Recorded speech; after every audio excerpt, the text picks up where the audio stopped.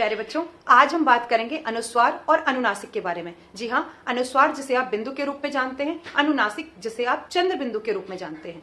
तो कहाँ लगाया जाए अनुस्वार और अनुनासिक? पहले ये जान लीजिए, ये दोनों ही नासिक की ध्वनियां होती हैं, मतलब कि नेजल साउंड्स होते हैं। दो लाइनें आपको याद रखनी है। वर्ण के बाद नासिक की ध्वनि आए, वर्ण के बाद नासिक की ध्वनि आए तो वहां आपको अनुस्वार लगाना है।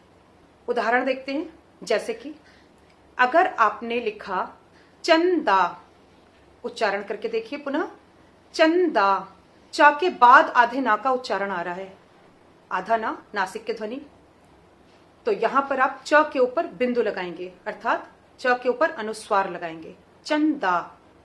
दूसरा देखते हैं, अगर आपने लिखा हंस, पक्षी का नाम है, हंस, नासिक की ध्वनि, तो आप ह के ऊपर बिंदु लगाएंगे, अर्थात अनुस्वार लगाएंगे।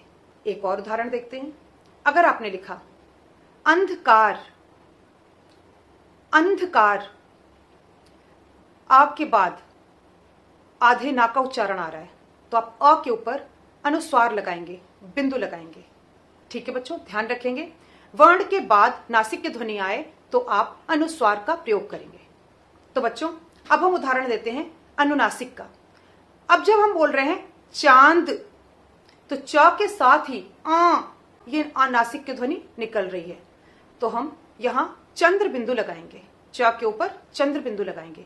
एक और उदाहरण देते हैं, यदि हम लिखेंगे हंस, हंसना एक क्रिया होती है, हंस, तो ह के साथ ही नासिक की ध्वनि निकल रही है, तो यहां आप चंद्र बिंदु लगाएंगे।